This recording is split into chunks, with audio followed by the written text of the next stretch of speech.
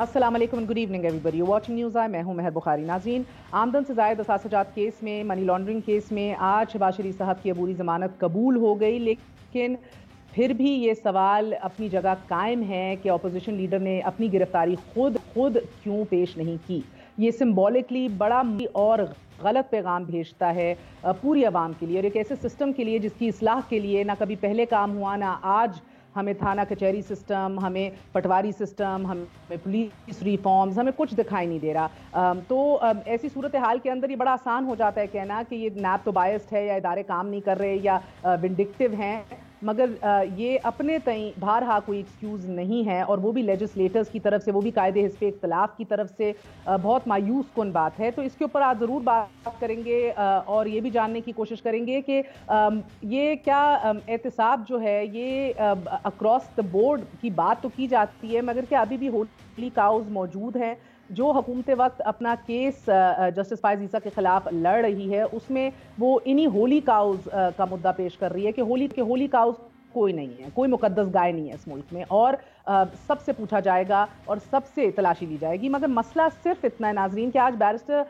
फरूक नसीम साहब जो कभी कभार वजीर बन जाते हैं, कभी कभार उनका दिल करे तो वापस वकालत जो है प्रैक्टिस करना शुरू हो जाते हैं, मगर इसके बावजूद सब आज उन्होंने अपने बड़े अपने दलाइल शुरू किए और विदाउट स्टॉपिंग एक 5-6 मिनट के लिए वो चलते गए, उन्होंने बयान किया, उन्होंने कार्रवाई की तफसीलात पढ़ना शुरू कर दी, मगर साथ ही जब तकरीबन 5 मिनट उनको थोड़ी देर बाद खामोशी से सुना गया, फिर रोका गया और उनसे फिर जस्टिस मंसूर अली शाह साहब ने यही बात पूछी कि बड़ा सवाल ये है कि ARU जो है एसेट रिकवरी यूनिट, उसको किसने ये इख्तियार दिया कि ये जांच पड़ताल करे एक सिटिंग जज के खिलाफ। ये बहुत बड़ा सवाल है अपने तय, मगर हम आज ये आपको बताने की कोशिश करेंगे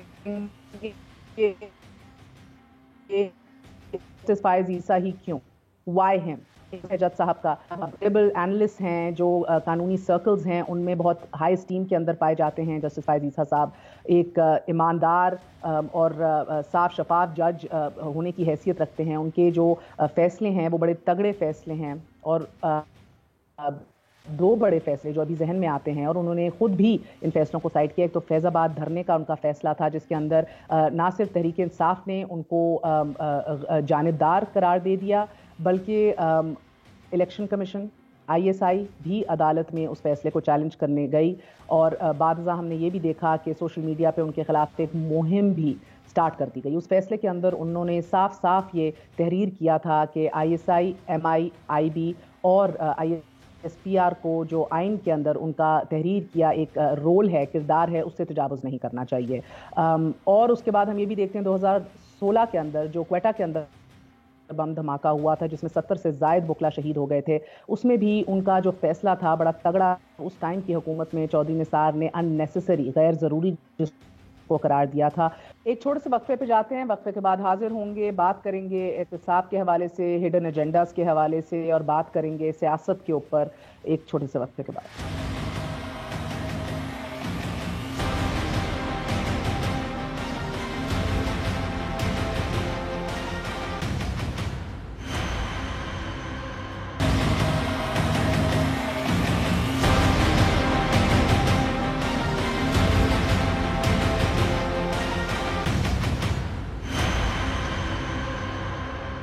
वापस आने का शुक्रिया, welcome once again to news I. बात करेंगे आज अता तारड़ साहब से।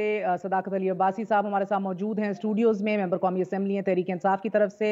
सीनियर सहाफ़ी इमरान शफकत साहब जिन्होंने एक अरसा गुजारा है अपना करियर जर्नलिज्म में करियर स्टार्ट किया कोर्ट रिपोर्टिंग करते हुए और उसके बाद एग्जीक्यूटिव डायरेक्टर प्रोग्रामिंग से होते हुए करंट अफेयर्स भी देखे, बड़ी गहरी नज़र रखते हैं इन मामलात के ऊपर, specially to do with the judiciary as well. आप सबका बहुत बहुत शुक्रिया। अस्सलाम वालेकुम। अता तारड़ साहब, आपसे आगाज करूंगी। आप वकील भी हैं, आप बेहतर जानते हैं, इधर सियासत और वकालत दोनों को जोड़ते हुए शहबाज शरीफ साहब के केस को देखना पड़ेगा। तो ये कैसे हो सकता है कि उनका ये मानना और उनका ये कहना कि क्योंकि मैंने दरख्वास्त दायर की हुई है इसलिए मैं गिरफ्तारी नहीं पेश करूंगा, बेल एप्लीकेशन लगी हुई है, क्या बेल एप्लीकेशन लगी हुई हो और बेल मिल जाए, इनमें कोई फर्क नहीं है? बहुत शुक्रिया महर साहिबा, मैं शुक्रगुजार हूँ आपने आज ये मौजूद बहस चुना। سب سے پہلی بات یہ ہے کہ ہم اس اریسٹ وارنٹ کو without legal authority, without lawful authority, اس کو غیر قانونی اور اس کو غیر اخلاقی کیوں سمجھتے ہیں، یہ آپ کو سمجھنا ہوگا. سب سے پہلی بات یہ ہے کہ یہ 28 تاریخ کو سائن ہوا. ایک 28 تاریخ کو سائن شدہ جو اریسٹ وارنٹ ہے اس کا مقصد کیا ہے؟ آپ نے 2 تاریخ کو کال اپ نوٹس دیا ہے، 2 تاریخ کو بلایا ہے. اس کا مطلب یہ ہے کہ بدنیتی شامل تھی، اس کا مطلب یہ ہے کہ یہ پری ڈٹرمنٹ تھا، اس کا مطلب یہ ہے کہ اریسٹ پہلے سے طے شدہ تھا. جو بھی سوال و جواب نیب کی پیشی کے دوران کیے جاتے اس کا اس سے کوئی تعلق نہیں ہے. اریسٹ جو ہے وہ آلریڈی ڈیسائیڈڈ تھا. آج کورٹ نے بھی یہی پوچھا کہ آپ نے اگر 28 کو اریسٹ وارنٹ سائن کیا تھا اور 2 کو پیشی تھی تو آپ نے 28 کو اریسٹ کیوں نہیں کیا؟ کیا جو تفتیش کی جاتی ہے، جو سوال و جواب کیے جاتے ہیں، ان کا کوئی تعلق نہیں ہے کہ کس نے اریسٹ ہونا ہے اور کس نے نہیں ہونا؟ ہیونگ سیڈ دیٹ، ایشو بہت بڑا ہے. ایشو اس ملک میں اس وقت یہ ہے کہ جن لوگوں کو عمران خان صاحب سے ایشو ہے یا عمران خان صاحب جن لوگوں کو ناپسند کرتے ہیں، وہ اینکر ہوں، وہ وکلا ہوں، وہ جج ہوں، وہ سیاستدان ہوں، یہ عادت بن گئی ہے کہ پکڑ پکڑ کے ان کو ڈربوں میں بند کیا جائے. اور اس میں پرابلم کیا ہے؟ اور یہ خود اعتراف کر چکے ہیں. امریکہ گئے تو کہا کہ شاہد عباسی نے کہا تھا کہ میں کرپٹ ہوں تو مجھے پکڑ لو، تو میں نے پکڑ لیا. مجھے اجازت دیجیے سوال کرنے کی. عمران شفقت صاحب، آپ سے بھی انالیسس چاہوں گی کہ کیا اب جج، جرنلسٹ، اینکر، وکلا، سیاستدان یہ سب خود فیصلہ کریں گے کہ ادھر عمران خان کی نفرت میں ہمیں اریسٹ کیا جا رہا ہے یا اریسٹ وارنٹ جاری ہوئے ہیں؟ کیا یہ اسٹیٹ آرگنز؟ 2 باتیں ایڈ کرنا چاہتا ہوں میں، اگر اجازت دیں. جی ریٹ آف دی اسٹیٹ کے اوپر آپ آئیے. شہباز شریف صاحب کو 5 اکتوبر 2018 کو اریسٹ کیا جاتا ہے اور دوران حراست وہ 133 دن قید میں رہتے ہیں. دسمبر 2018 میں اثاثوں کی انکوائری کا آغاز کیا جاتا ہے اور حراست کے دوران ان سے سوال و جواب کیے جاتے ہیں، ان سے تحریری جواب مانگے جاتے ہیں، ان سے انٹروگیشن کی جاتی ہے. 133 دن ایک شخص قید میں رہا ہو اور پھر آپ جب سال بعد وہ ایشو آپ کے ذہن میں نیا اجاگر ہو اور آپ کو لگے کہ یہ شخص آپ کے لیے تھریٹ ہے اور یہ واپس آ گیا ہے اور اس نے ماضی میں ڈیلیور کیا ہے اور یہ آپ کو نہیں بھاتا، تو پھر آپ ڈیسائیڈ کریں کہ اس کا دوبارہ اریسٹ ہونا ہے. اگر تو حکومت کے کہنے پہ نیب نے اریسٹ کرنے ہیں اور اس طریقے سے کرنے ہیں کہ گرفتار شدہ شخص کو دوبارہ گرفتار کیا جائے. سر میں آپ کی بات کے اوپر آؤں گی، مگر سر the fact remains سر نہیں کیجئے، ایڈ کیجئے سر.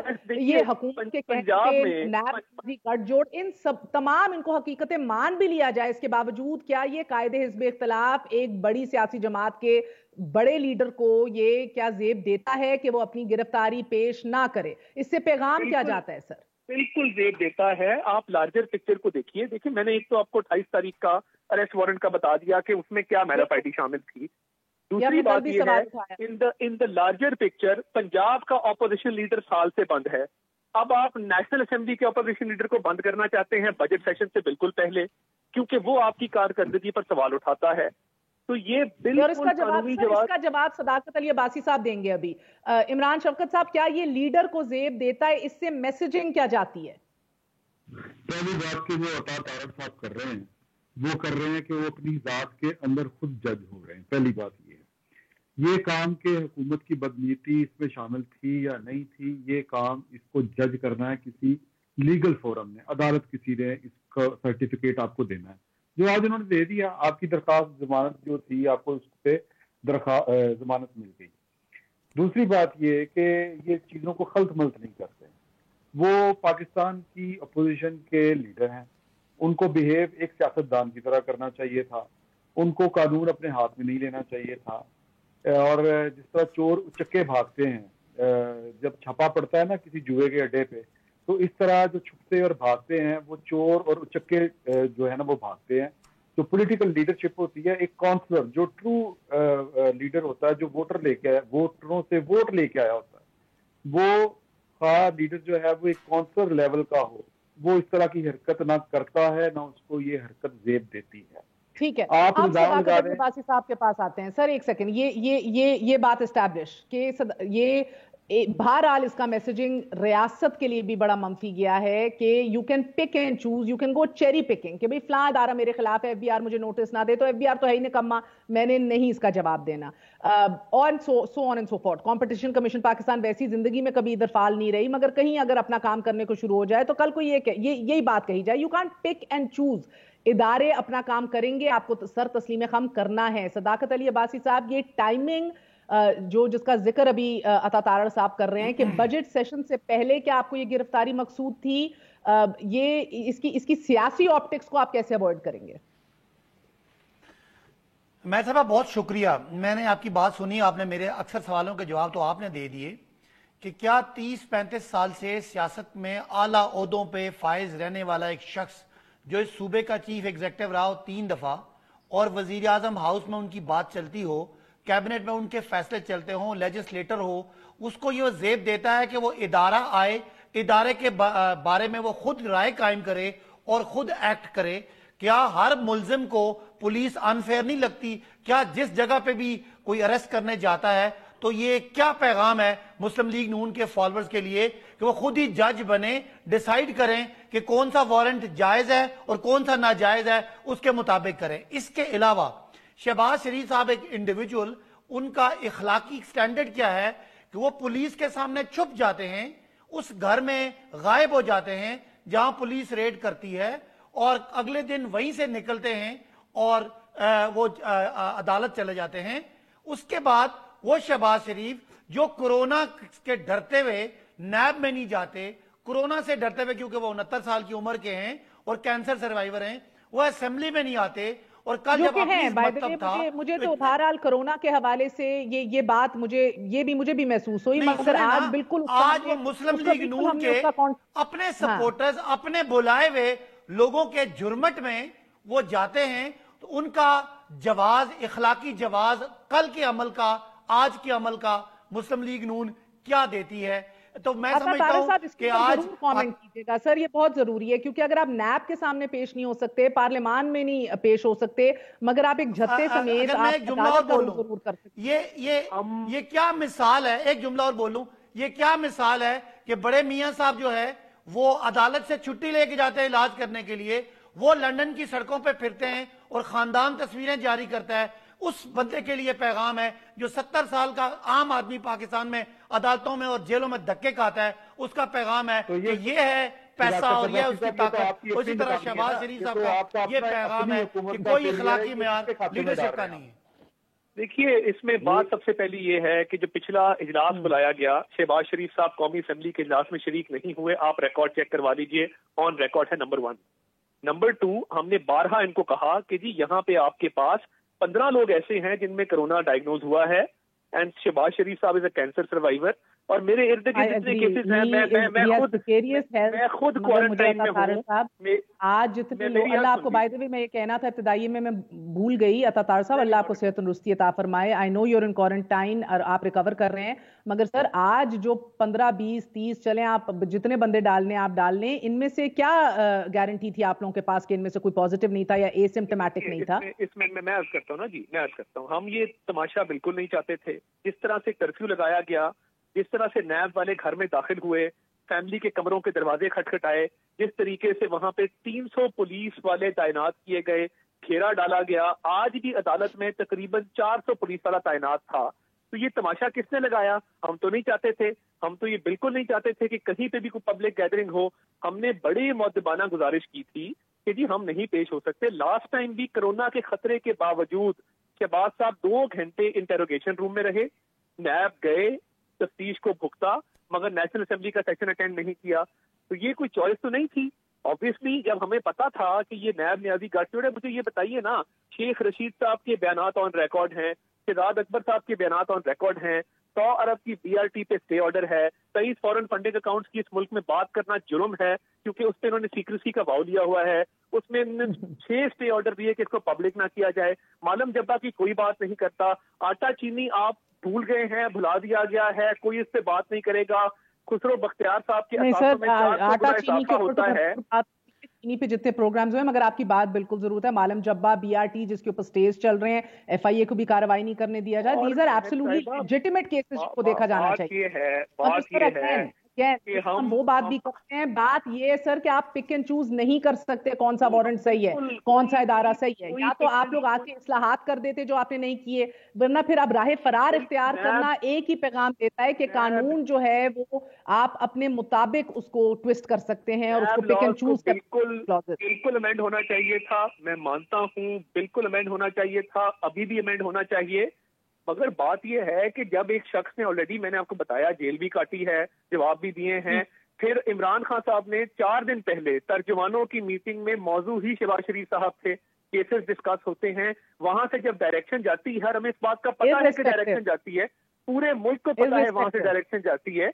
मगर अगर जाती आज कोर्ट ने क्या सवाल किया, चले let's come to the legalities. आज कोर्ट ने क्या सवाल किया? कोर्ट ने जो तहफ्फुज़ात हमारे थे उस अरेस्ट वारंट पे, कोर्ट ने प्रोसिक्यूटर को यही बात पूछी। और आज की ज़हनियत में तो कोई फर्क नहीं आया ना सर। आप बात समझने की कोशिश करें, आपकी बात दुरुस्त भी हो तो ज़हनियत की बात हो रही है, रिएक्शन की बात हो रही है, पैगामात और सिग्नलिंग की बात हो रही है। हम वो लोग हैं जिन्होंने अटक किले भी काटे हैं। ये चोर चक्के वाली बात बड़ी ऑब्जेक्शनेबल है। हमने लांडी जेल काटी है, जिला वतनियां काटी हैं, वालिद के जनाजे में शिरकत नहीं कर सके। हमने अटक किले काटे हैं इस मुल्क के अंदर। इमरान नियाजी की 133 दिन की जेल काटी है। साद रफीक साहब 2 साल बंद रहे। सर आप लोगों ने पीपल्स पार्टी को ज्यादा कुर्बानियां नहीं दी ना। बिल्कुल नहीं है, मैं मानता हूँ जमहूरियत के लिए आखिरी बार जब पूरी टीम बिल्कुल ज्यादा है। एक सेकंड अता साहब एक सेकंड, नैब की पूरी टीम जब जरदारी साहब को अरेस्ट करने गई उधर, तो फिर सर आप लोगों के कंपैरिजन में तो उनको सलाम पेश करना चाहिए। कितनी ग्रेस से वो बंदा और रिसीव किया उन्हें और उनके साथ बाहर आया फिर, यानी कि आपने उनसे ज्यादा तो जरदारी साहब को 2 दफा अरेस्ट किया गया एक केस में? मुझे ये बताए ना कि शहबाज शरीफ साहब भी 65 दफा अरेस्ट किया जाए, उतनी दफा आप सोच भी नहीं सकते। शहबाज शरीफ साहब ने जो 133 दिन हुकूमत खाने में गुजारे और जरदारी के साथ जो कुछ आपने किया हुआ है, ये वही मकाफात अमल है। मैं तो पीपल्स पार्टी की बात कर रहा हूँ। बिल्कुल पीपल्स पार्टी ने इस जमहूरियत के लिए जो उनकी खिदमत है वो किसी की नहीं है, और उसके बाद अगर किसी ने कोई मुश्किल काटी है तो हमने काटी है, ये मानने वाली बात है। मगर पॉइंट ये है कि 200 से ऊपर पेशियां। अच्छा, और अतातार साहब मुझे वक्फा लेने से पहले, क्योंकि मैंने जस्टिस फायज ईसा केस पे भी आना है, मुझे बताइएगा कि आखिरी हॉस्पिटल विजिट नवाज शरीफ साहब का 18 फरवरी को हुआ। अब उनके मुआलिज, जाती मुआलिज भी इधर मौजूद है, अदनान साहब, जो कि 5 फरवरी तक ट्वीट कर रहे थे कि बहुत क्रिटिकल सिचुएशन है, अल्लाह उनको भी सेहत तंदुरुस्ती अता फरमाए। मगर NHS में 3 दिन से बात बता रही हूँ, अगर आप वेबसाइट विजिट करें NHS की वेबसाइट में, जो हेल्थ केयर सिस्टम है UK का, सिवियर और क्रिटिकल केसेस के ऊपर मुकम्मल सर्विसेज बहाल हैं सारी। तो कहने का मकसद ये कि वो क्यों उनके हॉस्पिटल विजिट्स नहीं हो रहे, क्यों उनकी सेहत के ऊपर फिर आप मौका दे रहे हैं कि एक दफा फिर बहस की जाए और सवाल उठाए जाएं? देखिए, उसमें बात बिल्कुल क्लियर है, he is at high risk इस वक्त, और डॉक्टर्स ने उनको बिल्कुल मना किया है कि आजकल जो मेडिकल फैसिलिटीज हैं, हेल्थ फैसिलिटीज हैं, वहां पे वायरस बुरी तरह फैला हुआ है। एंड पाकिस्तान में भी यही हिसाब है। At high risk but not critical. He is being maintained on medication. उनको स्टीरॉइड से और मेडिकेशन से फिलहाल मेंटेन किया जा रहा है। उनका जो हार्ट का प्रोसीजर होना है वो इंतहाई अहम भी है, बट ऑब्वियसली उसमें रिस्क भी इन्वॉल्व हैं। इस सिचुएशन में वो नहीं हो सकता, मगर डॉक्टर्स उनको मेडिकेशन पे मेंटेन कर रहे हैं, ब्लड थिनर्स पे मेंटेन कर रहे हैं, स्टीरॉइड पे मेंटेन कर रहे हैं, बाकी उनकी मेडिकेशन चल रही है। हालात जिस तरह ही बेहतर होंगे, वो प्रोसीजर कैरी आउट करने के अलावा चारा नहीं है, that has to be carried out. ठीक है सर, एक छोटा सा वक्फा लेते हैं, वक्फे के बाद आए stay with us on news आए।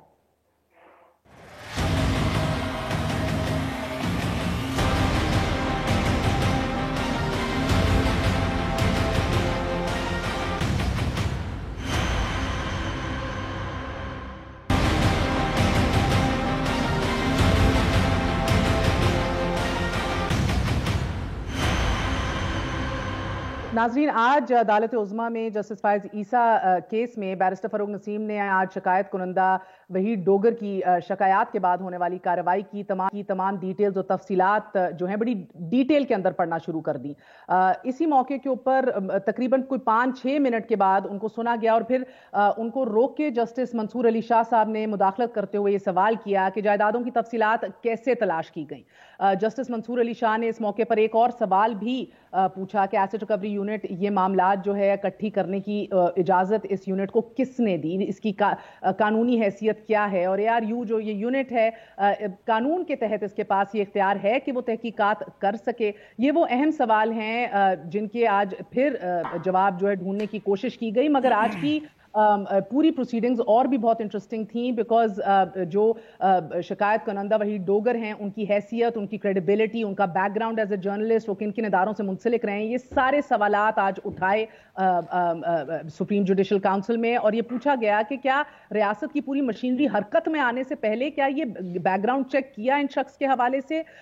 मैं इमरान आपके पास आऊंगी, मुझे बताइएगा कि इससे पहले मैंने इब्तदाइये में भी जस्टिस फायज ईसा की कुछ डिटेल बताने की कोशिश की। क्या आज ये सवाल उठाना जरूरी है कि वाई जस्टिस फायज ईसा?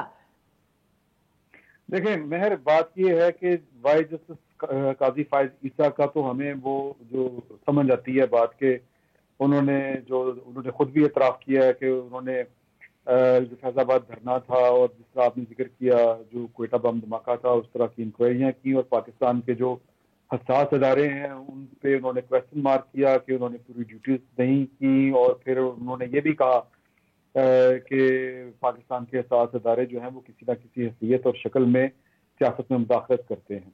तो ये पाकिस्तान जैसे मुल्क में ये एक बहुत बड़ा जुर्म है। इस तरह का जज हो, सहाफ़ी हो, कोई भी बंदा हो, इवन पॉलिटिकल लीडर हो, बर्दाश्त नहीं किया जाता। एक बात ये हो गई। दूसरी बात ये कि जब आप इंक्वायरी करते हैं किसी जज की, तो फिर सवाल ये होता है कि आपने क्या बाकी जजों की भी इंक्वायरी की हुई है कि वो तो साफ हैं, लेकिन ये जो जज है इसके पास जो है वो प्रॉपर्टी है या इसने छुपाई हुई है। पहली बात ये है कि जो सुप्रीम कोर्ट है हमारी, या जो सुपीरियर कोर्ट हैं, उनके जो जज साहिबान होते हैं वो दरख्वास्त दे के जज नहीं बने होते, और ये मुलाजमत नहीं है, ये एक आईनी ओहदा है। और जो जज, जब आप किसी को बनाते हैं हुकूमत या रियासत, तो उसको आइन में लिखा हुआ है कि सदर के बिहाफ पे हुकूमत उसको रिक्वेस्ट करेगी। अच्छा, जब आप नौकरी कहीं पे लेने जाते हैं तो फिर आप पे अहलियत की जो शराइत हैं वो नाफिज होती हैं। जब आप किसी को ओहदा रिक्वेस्ट करके देते हैं तो फिर उस रिक्वेस्ट करने से पहले आप सारी जो है वो इंक्वायरी करते हैं। पाकिस्तान के जो अदारे हैं वो बैकग्राउंड चेक करते हैं, ये इस बंदे की शोहरत कैसी है जिसको हमने जज के ओहदे की पेशकश करनी है या रिक्वेस्ट करनी है। तो पाकिस्तान के हसास अदारों से लेके पाकिस्तान के जो ये एक फोरम है जो कौमी असम्बली का है, पार्लिमानी कमेटी होती है जो ये नाम इनिशिएट करती है, वो फिर भिजवाती है सुप्रीम जो एक बॉडी है सुप्रीम कोर्ट की, चीफ जस्टिस की सरबराही में कायम, वो ये ऑब्जर्व करते हैं, ये गवर्नमेंट के हसास अदारे को असिस्ट कर रहे होते हैं कि जो नाम आपके जेर गौर हैं, हमने उनकी पड़ताल की है, इंक्वायरी की है, वो लोग ठीक है या नहीं है। ये प्रोसेस सर, ये सवाल आज इमरान उठाया गया, जज बनने से पहले का गो के एफटीआर ने सवालात उठाए थे, लेकिन वो डर गए कि जज साहब हैं तो कहीं कटहरे में पेश ना होना पड़ जाए। मगर आपकी बात दुरुस्त है कि ये बहुत इब्तदाई मरहले के अंदर ये बैकग्राउंड चेक्स हो जाते हैं।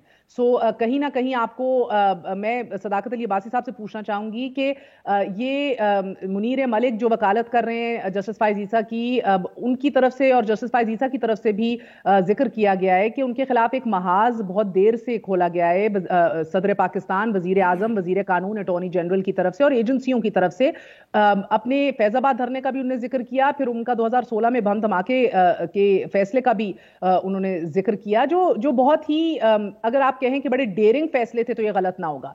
सर, अब मसला ये है कि जब मैंने सदर पाकिस्तान से सवाल किया कि क्या आपने अपने तय पूछा कि ये मेरे पास ये तफसीलात आई हैं, ये किसकी तरफ से आई हैं, इनकी क्या डिटेल्स हैं, उनका क्या जवाब था, मैं चाहूंगी आप एक दफा मुलाहिजा कीजिए, क्योंकि ये सवाल आज 12 सीनियर जज साहिबान ने भी उठाया है। ये बताएं कि क्या आप ये जो रेफरेंस था दरख्वास्त गुजार, आपको याद होगा वहीद डोगर, मुलाकात हुई कभी उससे?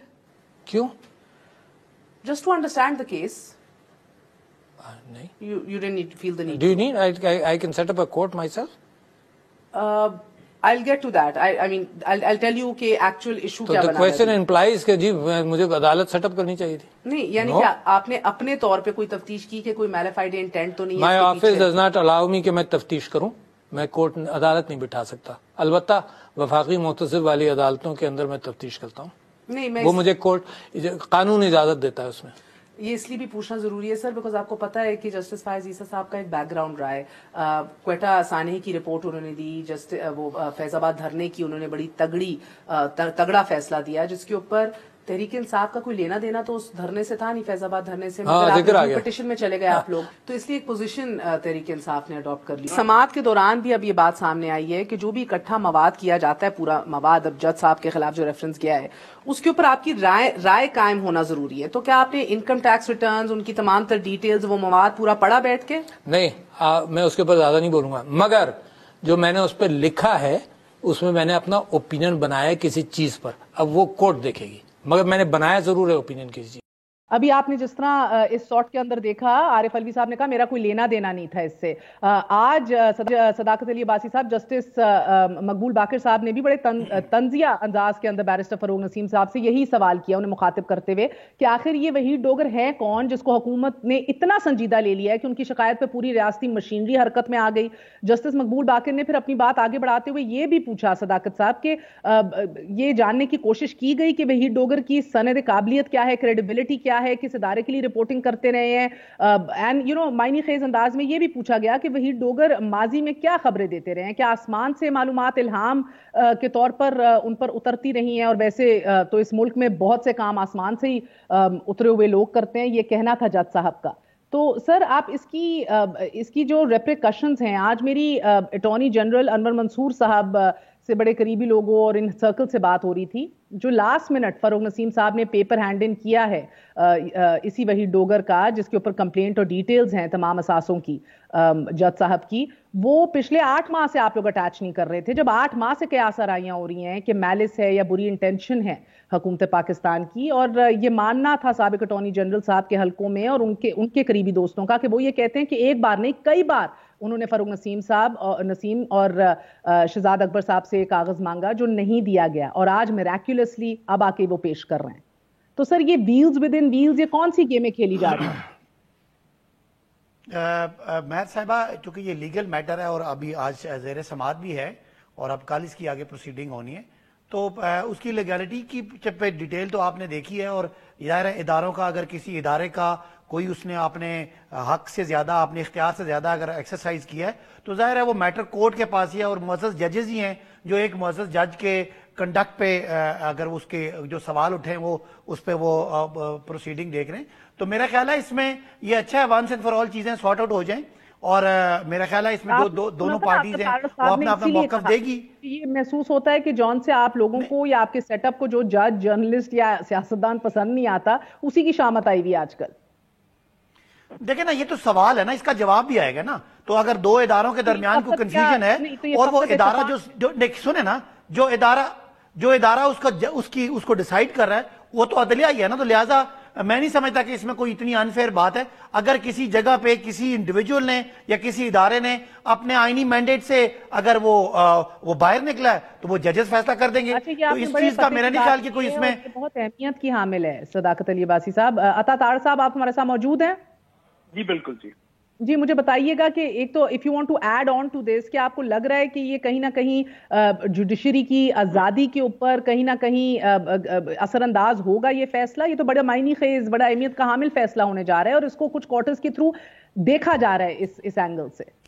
دیکھیے, صدر مملکت نے جب یہ ریفرنس دائر کیا, آبویسلی انہوں نے اٹارنی جنرل کی ایڈوائس پہ کیا ہوگا, اور ان کو یہ کیوں ایڈوائس دی گئی, وہ کیا محرکات تھے جو زیر غور تھے جب یہ ریفرنس دائر کیا گیا ایک آنریبل سپریم کورٹ کے جج کے خلاف, who's over the years progress کر کے پہنچے نا جی. آپ پہلے ہائی کورٹ میں جاتے ہیں, وہاں پہ آپ کی سروس ہوتی ہے, اس کے بعد آپ ایلیویٹ ہوتے ہیں, سپریم کورٹ میں پہنچتے ہیں, آپ کے سارے جو قواعد و ضوابط ہیں آپ ان کو فالو کرتے ہیں. تو کسی ایک جج کو اس طرح صدر مملکت کی طرف سے ریفرنس فائل کرنا, سنگل آؤٹ کرنا, اور میں سمجھتا ہوں کہ یہ پورے پاکستان میں کیا جوڈیشری میں ایک ہی شخص ملا تھا, اور وہ بھی سپریم کورٹ کا جج. کتنے ججز کے خلاف کوئی ایکشن ہوا ہے, اور یہ میں سمجھتا ہوں کہ بالکل ایک پی ٹی آئی کی حکومت کی طرف سے, کیونکہ دیکھیں ریفرنس حکومت کی طرف سے آیا ہے, قانونی طور پہ انہوں نے دستہ اپنایا ہے, تو میں یہ سمجھتا ہوں کہ یہ بالکل جوڈیشری کا جو ایک آزادی ہے اس کو کرب کرنے کی ایک بہت مذموم کوشش ہے ان کی طرف سے. اور یہ وہی بات ہے جو میں نے شروع میں کی تھی کہ جو شخص ان کو خدشہ ہوتا ہے کہ وہ ان کے خلاف ہوگا, یا ان کو خدشہ ہوتا ہے کہ یہ ہمیں پسند نہیں ہے یا یہ کوئی اس سے ہمیں کسی قسم کا کوئی آپ کو تعجب ہوتا ہے کہ یہ فاروق نسیم نے آج جو اٹیچ کیا ہے وہی ڈوگر کا ایکچوئل کمپلینٹ کا لیٹر جو منیر ملک صاحب نے 2 مہینے اس کے اوپر دلائل دیے کہ وہ لیٹر کہاں ہیں، اور اٹارنی جنرل ارون منصور کہہ رہے ہیں اب ہمیں کہ بھئی میں مانگتا رہ گیا فاروق نسیم سے، مجھے نہیں دیا گیا، اور آج فاروق نسیم لے آئے ہیں. یہ کہیں نہ کہیں اندر ان کی اپنی سیاستیں بھی آڑے آ رہی ہیں. جی بالکل، دیکھیے ان کی ہر معاملے میں ان کی انٹرنل پالیٹکس ہوتی ہے، اور فاروق نسیم صاحب کو جب سوٹ کرتا ہے وہ استعفیٰ دے کے عدالت کے سامنے کھڑے ہو جاتے ہیں. میں سمجھتا ہوں کہ یہ بالکل ان کی انٹرنل پالیٹکس بھی آڑے آ رہی ہے.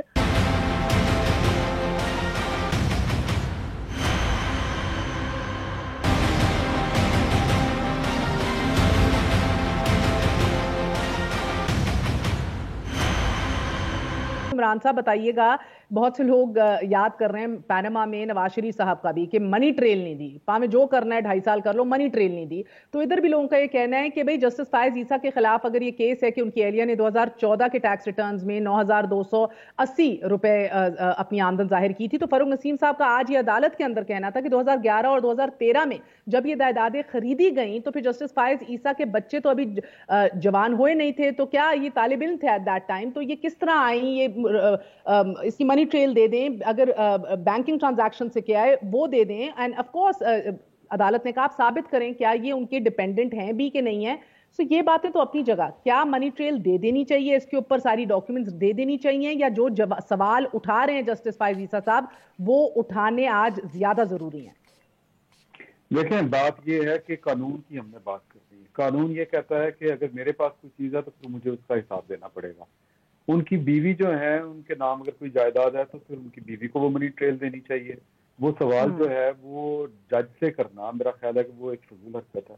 ان کی بیوی کا ایک بیک گراؤنڈ ہے، وہ ایک کھاتے پیتے خاندان سے تعلق رکھتی ہیں. آپ ان پہ جائیں، ان پہ کیس کر لیں، ان سے پوچھ لیں، ان کو کٹہرے میں لے آئیں، آپ کو کسی نے روکا ہوگا ہے. لیکن مسئلہ یہ ہے کہ ہم نے نشانہ کہیں اور لیا ہوتا ہے اور سامان ہم نے کسی اور طرف کھینچی ہوتی ہے.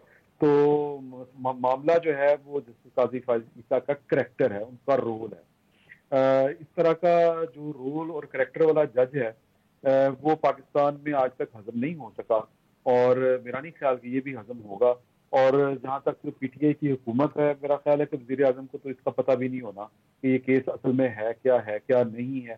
وزیر اعظم ہاؤس جو ہے وہ عملی طور پہ ایک ڈاکخانہ بنا ہوا ہے. آپ کو یاد ہوگا کہ جب کیمرہ رولز انہوں نے چینج کرنے تھے اور جو سوشل میڈیا پہ پابندیاں لگانی تھی، جو وہ کابینہ میں ڈسکس ہوئے بغیر سائن ہو کے چلا گیا تھا، اور جب شور پڑا تو وزیر اعظم نے پوچھا کہ یہ ہو کیا رہا ہے، تو انہوں نے کہا کہ جی ادھر سے آیا تھا تو آپ نے سائن کیے تھے. تو انہوں نے پھر وزیر یہ بھی تفصیلات آج جج صاحبان کی مانگی. انہوں نے کہا ہے کہ یہ 10 اور 20 اور یہ مئی کے پورے مہینے میں کیا کیا ہو رہا تھا وہ بھی سارے لیٹرز لے کر آئیں کہ آپ کے پاس سمری آئی کیسے، کمپلیننٹ تھی کیا، وہ ساری ڈیٹیلز بھی اب دینی ہے فاروق نسیم صاحب نے. مگر اٹس ویری انٹرسٹنگ دینی پڑیں گی. اور آپ کو یاد ہوگا کہ افتخار چودھری صاحب کا جو ریفرنس تھا اس میں حکومت کو لینے کے دینے اسی طرح ہی پڑے تھے. اسی طرح جس طرح انہوں نے اب انور منصور صاحب نے جو بیسیکلی الزام پوری کی پوری عدالت کے اوپر لگا دیا، بینچ کے اوپر، کہ ہمیں پتہ ہے کہ جی ہمارے سورسز کو پتہ ہے کہ یہ جو پٹیشن تیار کی ہے جس قاضی فائز عیسیٰ نے، جس کی آپ ہیئرنگ کریں، اس میں کئی جج شامل ہیں. تو پھر اس کے یعنی جواب تھا کوئی نہیں، ثبوت تھا کوئی نہیں، پھر ان کو فائر کرنا پڑا، استعفیٰ دینا پڑا، بیک فٹ پہ جانا پڑا حکومت کو بھی. تو اس ریفرنس سے بھی بیسیکلی حکومت کی جس طرح افتخار چودھری میں ہزیمت کا اٹھانی پڑی تھی اس کو، تو عمران خان صاحب کی جو حکومت ہے بغیر سوچے سمجھے اس طرح کے اسٹیپ لیتی ہے اور ان کو پتہ نہیں ہوتا کہ ہو کیا رہا ہے. ان کی وزارت صاحبہ جب اس ادارے نے خود ہی اپنے انڈیویجول کا حساب کرنا ہے تو اس میں اتنی زیادہ کنسرن والی کیا بات ہے؟ کوئی دوسرا ادارہ تو نہیں کر رہا نا، وہی ادارہ جوڈیشری ہے جو اپنے ایک معزز جج کا اگر کوئی سوال اٹھے ہوئے تو اس میں حکومت کا یا باقی بات پہ اتنی پریشانی والی کیا بات ہے؟ شوق ہے نا، جس ذوق و شوق سے اور جتنا آپ شوق کے ساتھ اس وقت بھی اس ریفرنس کو ڈیفینڈ کریں، واپس لے لیں. اگر آپ کو یہ میں ڈیفینڈ کرنے کی بات نہیں کر رہا، میں یہ کہہ رہا ہوں کہ اس میں کیوں سازش کیوں ڈھونڈی جا رہی ہے؟ اگر کسی معزز جج کا کوئی کیس کسی اور ادارے کے پاس جائے پھر تو ہم کر سکتے ہیں، جو ان کا اپنا ادارہ ان کو سن رہا ہے اور تمام لوگ ان کے ادارے کو جواب دیں. سازش کی بات آپ کر رہے ہیں، سازش نظر آ رہی ہے کہ ایک ایسا جج جو پاکستان کے حساس اداروں کے اوپر ان کی کارکردگی پر، اس سازش کا بھی تو فیصلہ وہی ادارہ کر رہے ہیں نا، کوئی اور ادارہ نہیں کر رہا.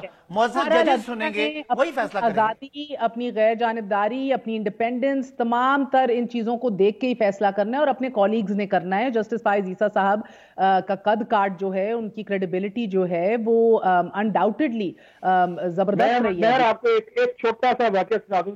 جن دنوں افتخار چودھری کے خلاف یہ ریفرنس چل رہا تھا, تو وہ جو بینچ فیصلہ جس نے کیا ہے, اس کے 3-4 جج جو ہیں وہ لاہور بیس تھے. ہمارے ان سے ذرا ملاقات رہتی تھی, تو ان ججوں سے جب بات ہوئی تو انہوں نے کہا کہ یار یہ تو کوئی طریقہ نہیں ہے. کل کو کوئی کہے گا جی اس کو بھی نکال دو عدالت سے, اس کو بھی بینچ سے فارغ کر دو.